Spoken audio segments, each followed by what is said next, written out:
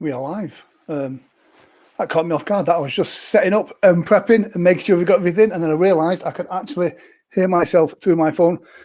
First comment of the night goes to Adam Richard Dealey. There we go. Jason Morgan is here as well, and Natasha Stanley comes in third. There we go. I always say each week it's a technical issue. This week it was me trying to find a stand for my cup of tea. There we go. Natasha, you were not late. You were actually on time. Thomas is here as well from Beacon Hope Therapy.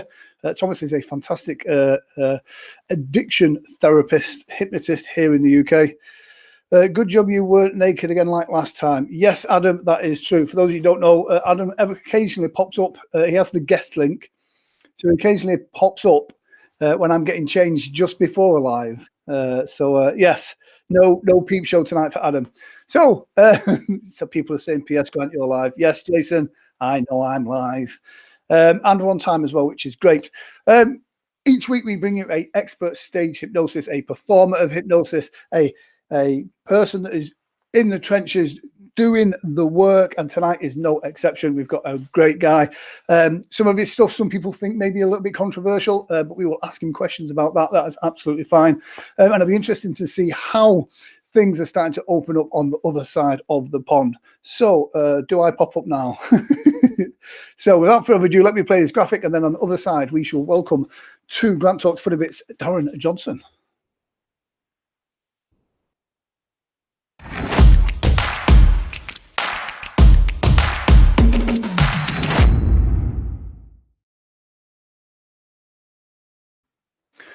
So all the way from, I believe it is sunny Arizona.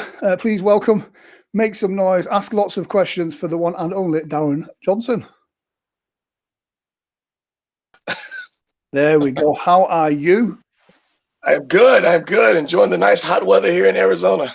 Oh, I always ask guests, because being a Brit, it's always interesting to know where different parts of the world are. But in America, there's always kind of, for me, you've only got the hot bits and the not hot bits.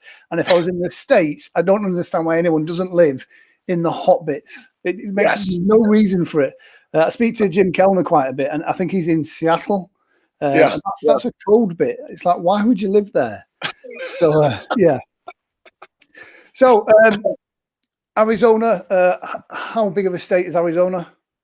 Arizona's pretty darn big. It's pretty darn big, and the good thing I love about it is that the weather is phenomenal all year round. I'm originally from Chicago, and so I've been here maybe about a year and a half now. And I tell you what, I'd rather this weather than the cold weather all day long. Yes. I was looking through. I think it's called the Bash now. It used to be gig salad, I believe it is, which is an American. It's one thing we don't have in the UK. I'm quite grateful of it, to be fair. So, how many other hypnotists are you kind of working with in that area? So there's let me see. In the Arizona area, my boy Merge McVeigh, he's the brain bully. And like two other guys as well in the Arizona area. And then I also work with me and Mr. P over in Texas. We do work together as well. So a nice amount of people. Cool. And some great names there as well. Hopefully future guests of the show.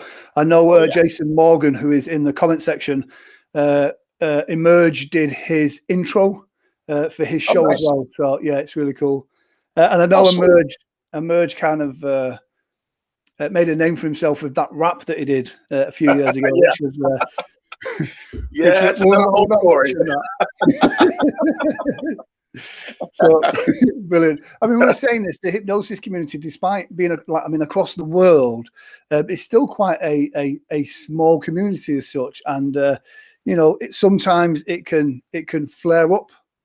And also we've got here we go. Here's the level of intellectuals that are watching tonight. They don't care about me or you. They want to know, what is the car behind you? And Natasha says, what's the car behind you? It's a Cadillac. Oh, there you go. You see. So the community can be quite a small community, and it does sometimes people especially with the egos involved, people do get quite Yes. hot under the collar sometimes. So before you became a stage hypnotist, before you started doing anything with hypnosis, what was your first experience? What was either the first hypnotist you saw, or what was the first thing that attracted you to it? You know, that's funny. So my degree is in holistic medicine, and so I studied Chinese medicine, chiropractic, all the holistic medicine parts. And one day I was actually looking for something to add to that resume, and I don't know what happened. I remember being in a hotel room, excuse me, and I was looking up different alternative medicine, holistic medicine fields, and I found hypnosis. I had never heard of it before, never knew what it was, you know, any of that. And so I started my research on it, found more information about it. I really wanted to learn how to do it to help the people stop smoking and lose weight. That's how I initially started.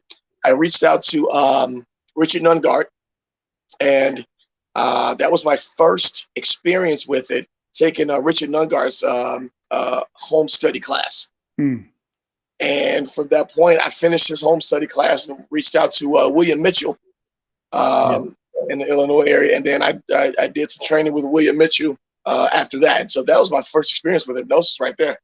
Oh wow! So you went straight to the top. Yes. So William Mitchell, great guy, was a guest on a couple of weeks ago as well. We've got a couple of questions as well.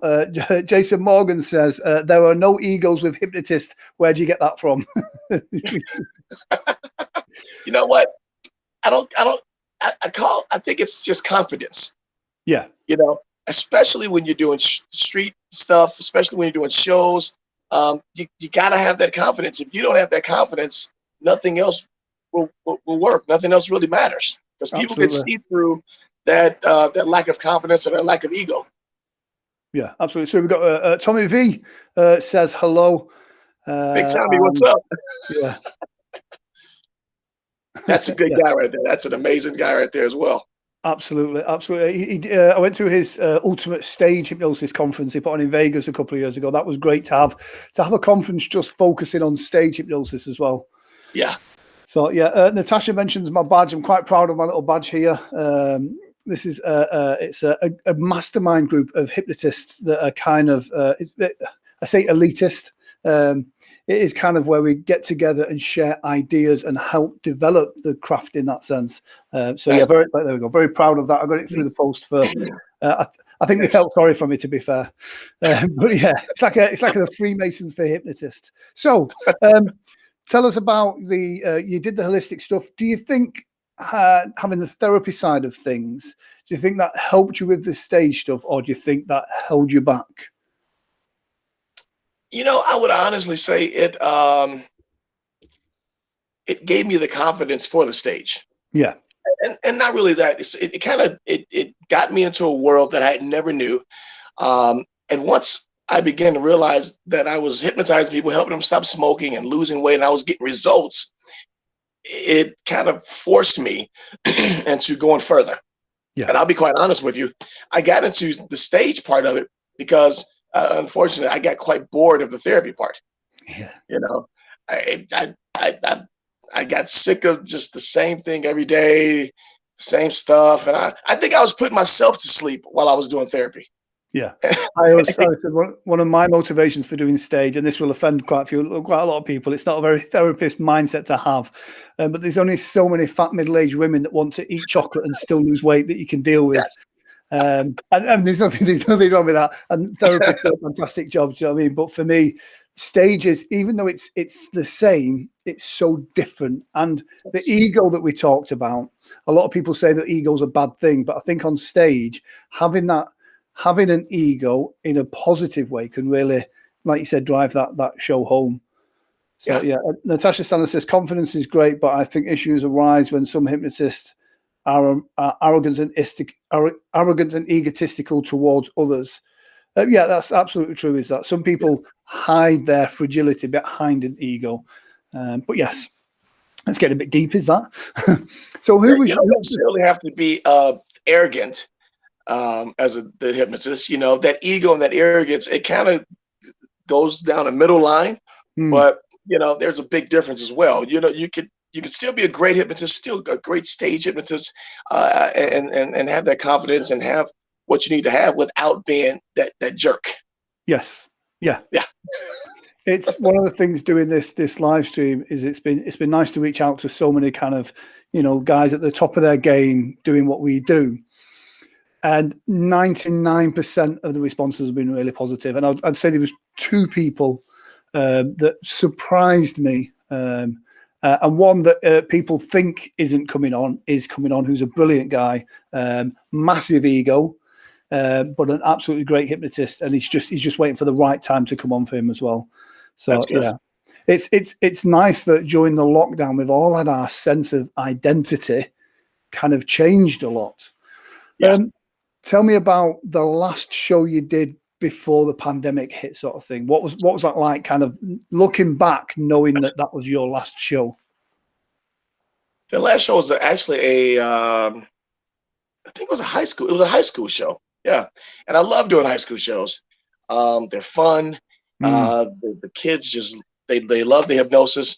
The thing I love about the high school shows as well is that not only do you get people on stage, but people in the audience go under as well, and that just makes the show even more fun. Because in a lot of my shows, I love it because I interact with the audience as well. I love to go out into the audience. I love to make the audience do stuff. Chris Jones and I would hang out a lot when I was in Chicago, and he kind of got me toward that whole mind frame of the audience participation. At first when I was doing shows, I would just do people on stage, and I wouldn't care about the audience. But after hanging out with Chris and doing all that stuff with him, and it just kind of be like, well, wait a minute, this is something new. This is cool. And he drove me into that. Work with the audience as well. I'm like, cool. And so the last show I had was a high school show, and it was a blast. Many high school shows, they tend to go a little longer than you want, and I don't care, and the schools don't care because they're having a great time. And so that was the last one I had before the pandemic. And sorry, there's some jets flying over me. I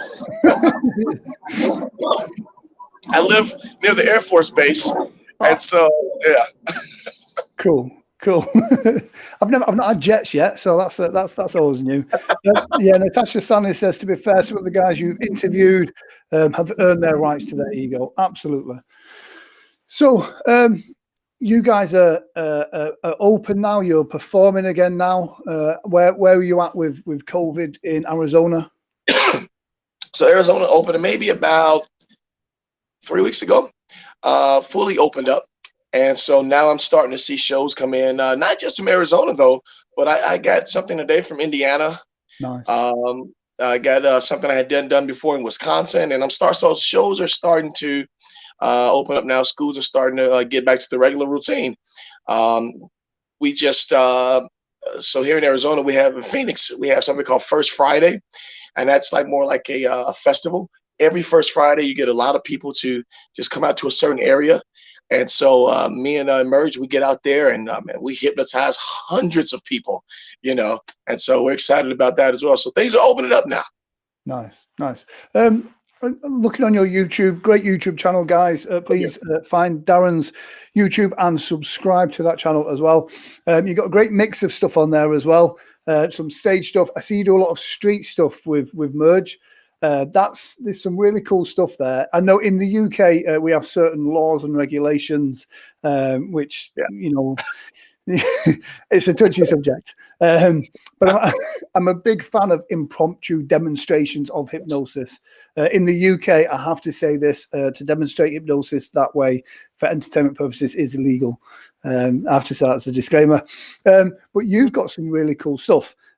Now, I know in the UK, when I'm doing a stage show, laying someone on the floor is not a big issue. Done right, I always kind of do it respectfully. I'd not put them on a dirty floor. Street stuff's different. Street stuff, sometimes you are laying people on the floor. Tell me the thought process behind that. Tell me about that. Because I know in America that can be quite a touchy subject. Yeah, 90% of the time I do. So I started laying people on the floor. So I did my stage hypnosis with Justin Trans. That's who I trained stage with. And then Mr. P taught me the street side of it as well. So you know, both of those guys lay people on the floor, and here's the thought pattern behind that. Um, if I got you, so here's my thought pattern. It might not be theirs, I don't know. But if I've got you, even on the street, on the stage, I don't care where I'm at. If you're laying on the floor and you're not moving, there's no doubt in somebody's mind that you're really out. Mm. No doubt. Especially a beautiful woman, or any woman for that sake. If I'm laying you on the ground in the street, on the ground, in the floor, in the mall, wherever you are, and you're just laying there, people are like, "Oh my God, they're not moving." So Yeah, there's yeah. no way you could ever think that it's fake. Yes. I did a wedding once in Sheffield, which is kind of North England, and it was an outside venue. It was stunning up until the induction, and I've got 3 people laid on the floor, and their heavens opened and it started to rain. Now, my first reaction was I thought the show was going to be completely ruined, but they didn't move. And the audience reaction for that was, they were amazed by the fact that they were just laying there in the rain. Brilliant. So it worked, yeah. Jeff Henning says, talk about the street stuff and laying people on the floor, saying that it absolutely stops a crowd as well. It makes people realize that something is going on. Yes. Yes. And no one that have had on the floor, on the ground, in the street, at the stage, or wherever, has ever complained. Yeah. They've never. It's the hypnotist that complain. Yeah.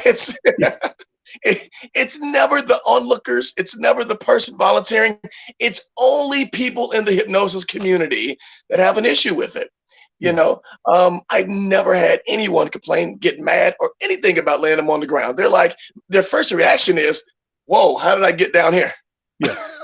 And I think done right, done with respect, done right. It's never an harm. Sorry, just going back. Natasha Stanley says, I think high school and college shows are such a great thing over there. Those kids enjoy the show. They were the ones buying tickets and coming seeing shows when they're old enough to go out and drink. Absolutely. It's something we don't have in the UK. In the UK, okay, to be hypnotized in a stage show, you've got to be over the age of 18. Oh, wow. Oh, yeah, part of the 1952 Hypnotism Act, which is that's a whole show in and of itself. We'll not get into that. So what high school shows have you guys have just, was it prom season, grad season? You've just had a high school show season. Is that something we're coming out of now? Yes. So because of the pandemic, a lot of the shows were canceled. There were a lot of shows that I couldn't do. But yes, the prom season, it's the grad season. What they call them are lock-ins, or shut-ins, or whatever you want to call them. And a lot of the schools have their kids stay in the school, and they do all the events there, rather than, when I graduated, we went out somewhere over here, had a dance, then went over here, then went over there.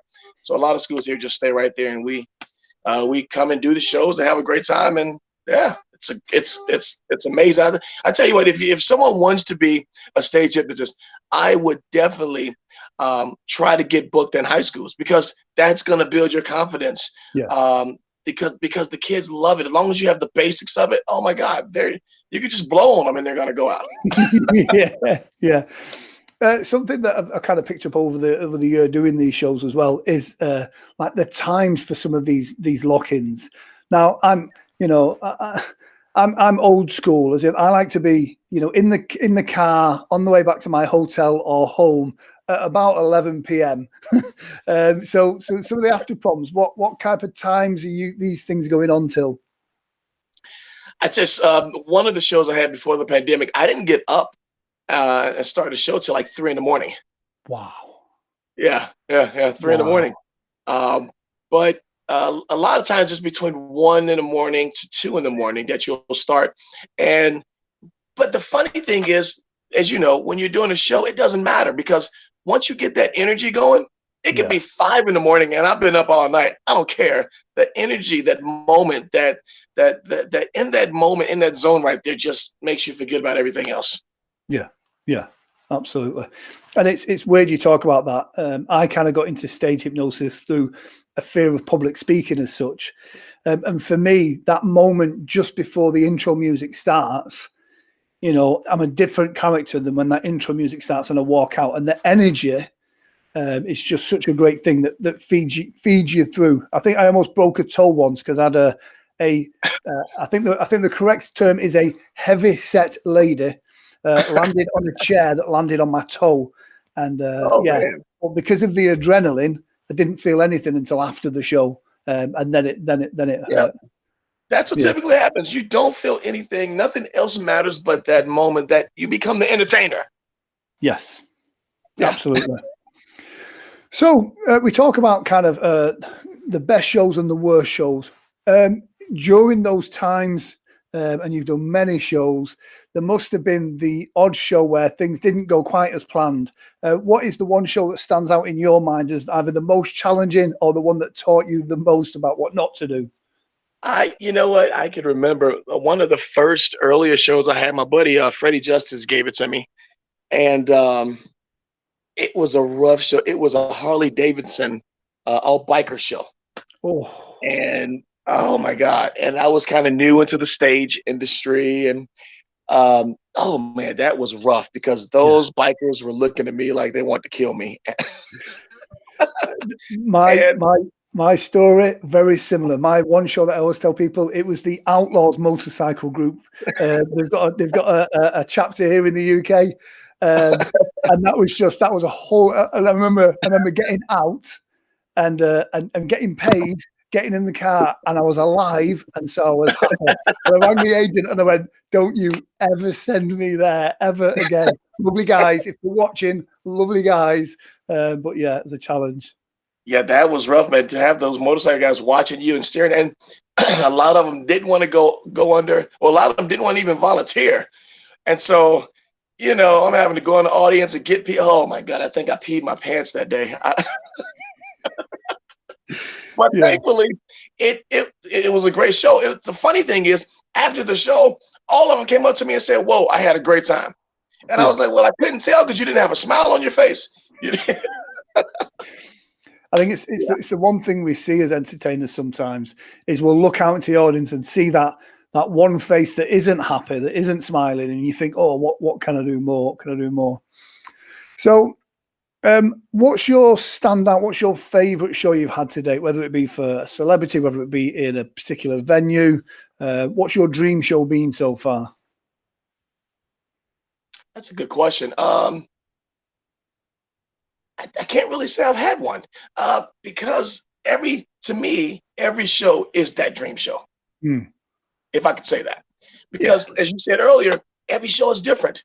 Every show, even though it's the same, it's different. And that's what I love about it. And so I can't say I've had one particular show that's just been like, oh my God, it just was the best. No. But I can say I love it to get invited back. Yeah. Those are really the dream shows when they like you so much that they want you back every year. That if I had to say a dream shows, those would be it. The ones where you go back constantly over and over again. Or let's say you did a show this year and they didn't do anything for the next 2 years, but yet you're the first person on their list. Oh my God, that's always great. I also think that's one of the when people ask me about success within this industry, I do think persistence is one of those, because sometimes people are only going to book a show once every couple of years. So do you know what I mean? It's about timing yourself in the market and being there for when they're ready to rebook as well. Yeah. Yes, and staying relevant in the market. If you stay relevant, and you keep it goes to the whole customer service thing. A lot of times in hypnosis courses, in stage hypnosis, they don't talk about the customer service part of it. Following up with those people, calling them back, just maybe sending them something just to remind them, to keep them focused on you. Yeah, absolutely. I always try and be the first person on the phone. Everybody gets a Christmas card at Christmas. Even for people that haven't booked me for 5 years will still get a Christmas card, because you never know, the manager might have changed or anything like that. So it's always good. Talk about staying relevant. Your social media, mentioned about YouTube. Tell us about TikTok. TikTok. Oh my God. TikTok is amazing. Yeah. I would tell any hypnotist, if you can, get on TikTok. Yeah. Facebook used to be relevant. And not saying it's not, but now Facebook caters to an older crowd now. Yeah. Instagram, kind of an older crowd. TikTok is where it's at. I started a TikTok account and went from maybe 100 followers, maybe, to 3 days after posting hypnosis stuff to 13,000 followers Nice. in 3 days, just off TikTok. It's so funny because last night I was out and someone came to me and they were like, "Hey, do you really?" I had my hypnosis shirt on as I do. "Do you really hypnotize?" I said, "Yeah." And the guy said, "Wait a minute, you're Darrin." I was like, "Yeah." And he said, "I follow you on TikTok." And he said, "I'm from California. I'm here for the next 3 days or whatever." He's like, "Whoa, I follow you on TikTok." And so you just never know. TikTok is the new thing because it's a younger Yeah. crowd. Yeah. I wasn't, because being of the age that I am, let's just say above 35. I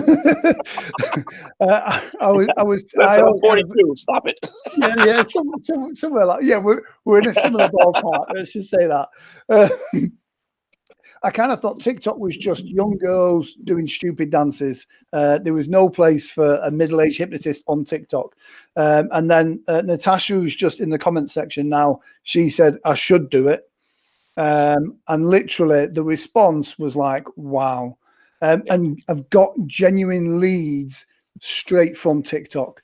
It is a great lead funnel. So I would recommend, anybody and everybody in the hypnosis community, to get on there and do stuff. And there's people making some real noise out there now because of it. Jeff Benning says, wow, so I have to go on TikTok. Yes, Jeff, you absolutely do. Darrin, what is your TikTok handle? The Phoenix Hypnotist. The Phoenix Hypnotist. Find him on TikTok now. I'm going to go do it myself the moment we come off. I think I do believe I already do follow you on TikTok. People have to do it because I tell you this.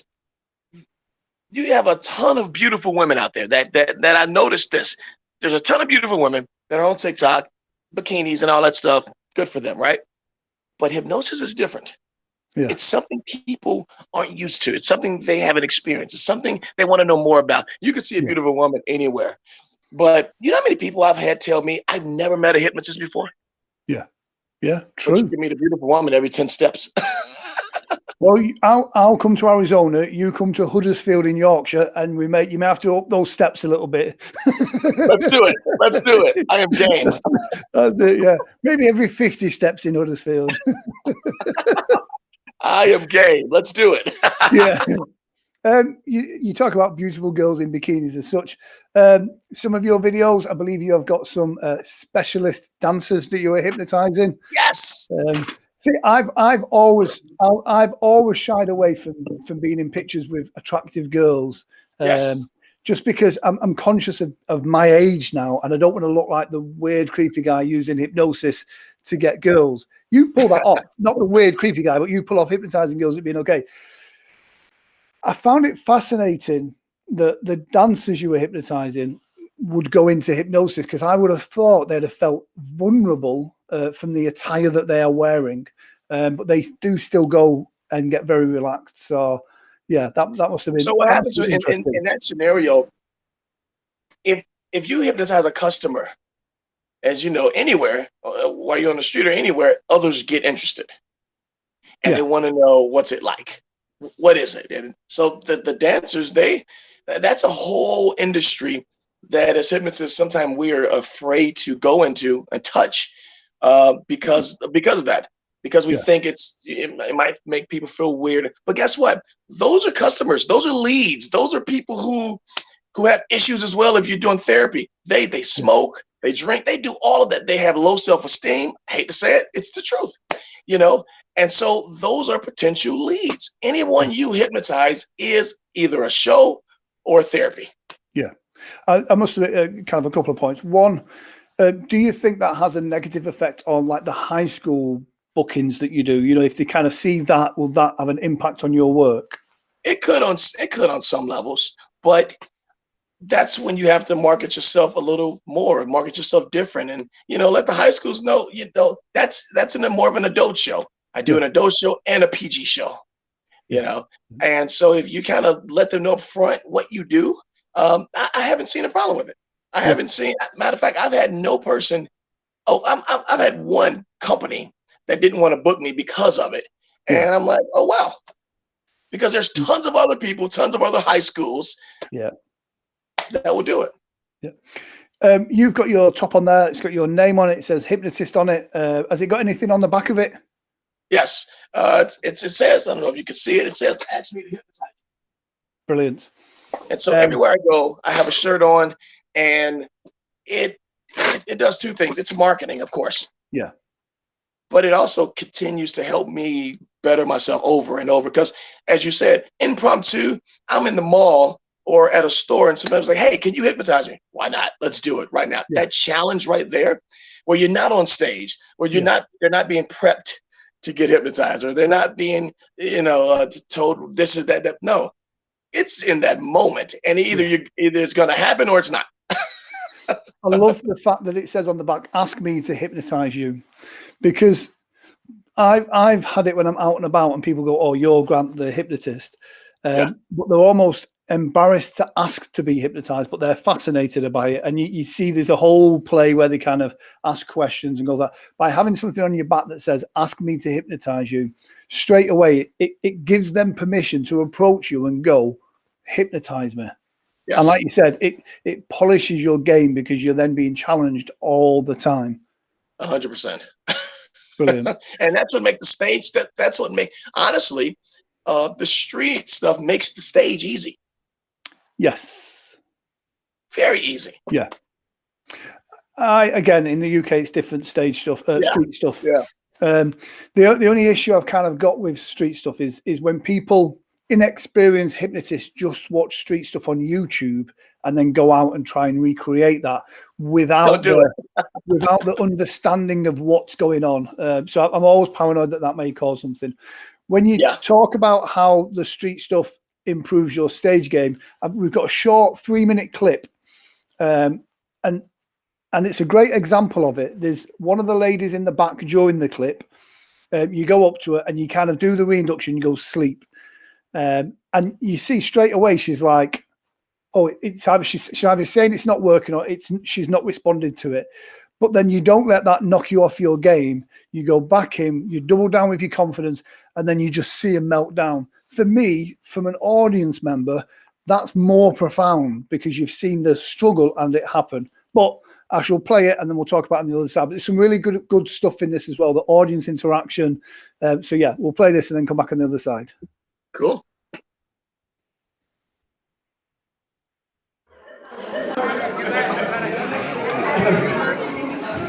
Y'all have some great hearts. They keep laughing, you get happier and happier. And the crazy part is,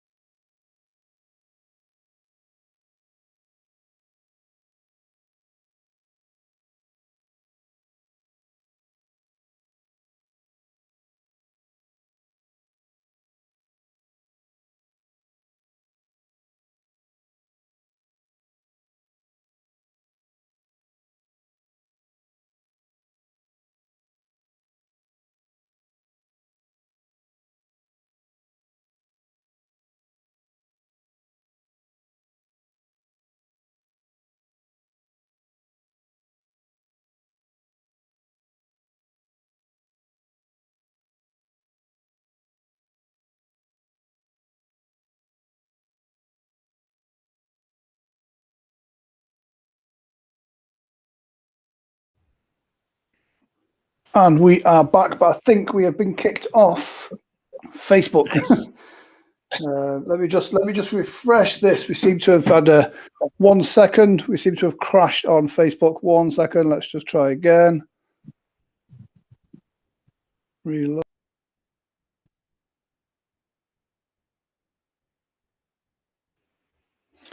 There we go. Hopefully we will be back somewhere. Set destination. No, you're back. Oh, we are back. Fantastic. There we go. Right. Yeah, great clip. And again, how you kind of, the way you pop it back down, it's just brilliant. And the audience interaction. You have to have that. You have to have that interaction. If you don't, you'll die. And you won't die, but it just, you have to have that where you keep going and keep going and keep pressing and keep pressing. I think it was Mr. P that I learned that from, either him or Trent. Just keep going. If they don't go to first, just keep going. Yeah. And I think it gives the audience, if they feel involved, they've had a better night. They're not watching a demonstration of hypnosis on stage. They're having an immersive experience. So that's a great tip. So speaking of tips, if you were to give your younger self some advice on kind of becoming a successful stage hypnotist, or someone that's just starting out now, what would you say has been your biggest help or your biggest tip? You know, it would be just what I said, just now keep going. Some shows will beat you up. Some shows, will drag you through the mud, but you just got to keep having that confidence to keep pushing and keep going forward. Never stop marketing. There was a time where I stopped for a while. I had got burnt out, but you just got to keep pushing and keep going. And that's what I would tell the younger me. Just keep going. Yeah. No matter how it feels, no matter what it looks like. Yeah. Do you know what? I think you're absolutely right. Over the years, I've seen people kind of come into the industry. They make a lot of noise, and then they have a couple of bad shows on the bounce, or they have a couple of bad months on the bounce, and then it's easier to kind of drop back and lose momentum. Yes. But yeah, persistence is key. Yes. Absolutely. If you want to be that professional, and I look at people like Terry Stokes and Tommy V, and all these people that have been in the industry for years and that have weathered the ups, the downs, the controversy, all of it, and they keep going. Yeah. Weirdly, on a different point as well, I was talking to a long time ago. I was talking to I think it's Michael Johns in Vegas. Yeah. And it's great because loads of hypnotists kind of talk about all the wonderful side of hypnosis. And the question was put to him as in, what tip would you give to any hypnotist now? And he says, know when to get out. And it's absolutely right. Sometimes I think stage hypnosis isn't for everybody, and it can take its toll on you.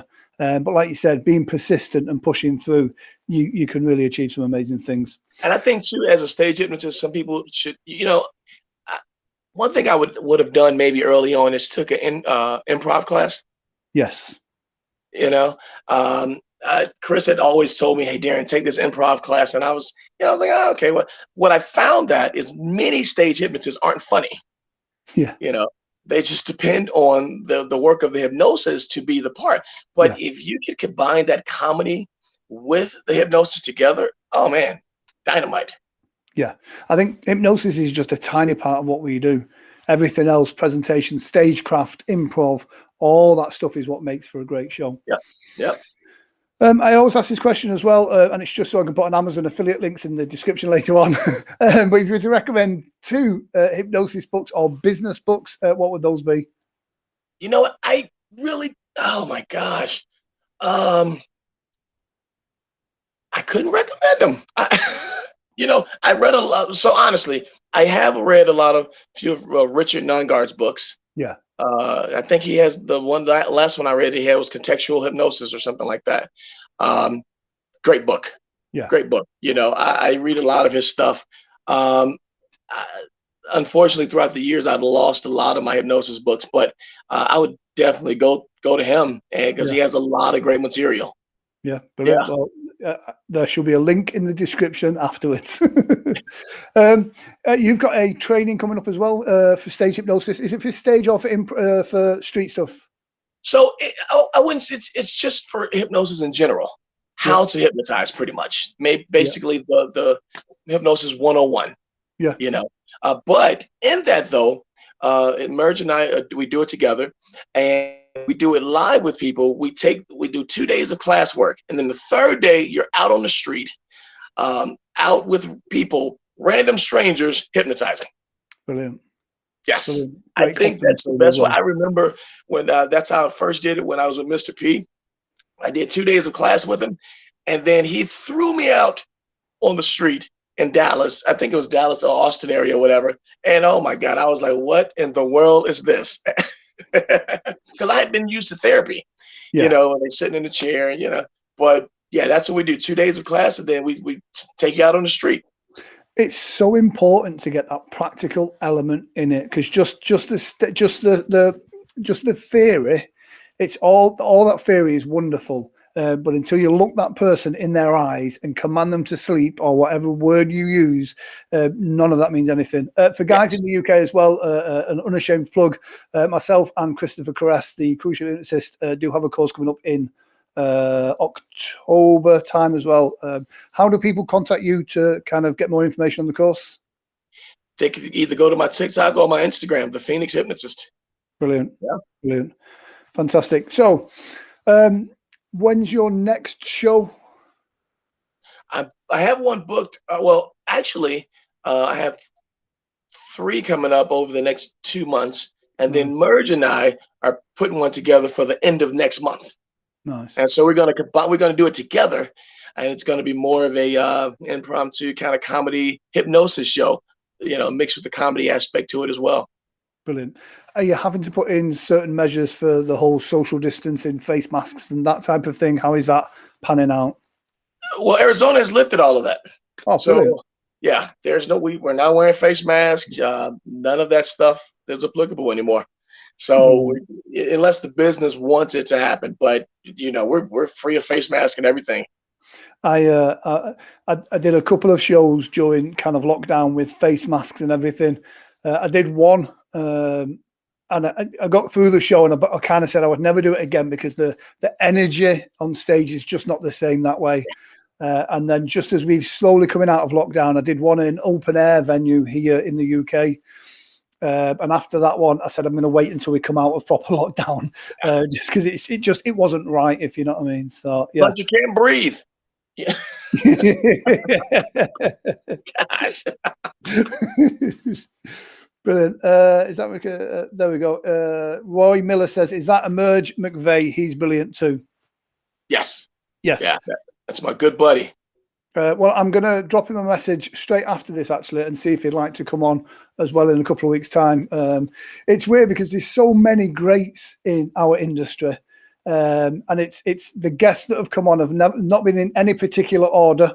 It's very random, and sometimes it's the moment somebody pops in your head, you're like, oh, need to get them on and send them a message. Yeah.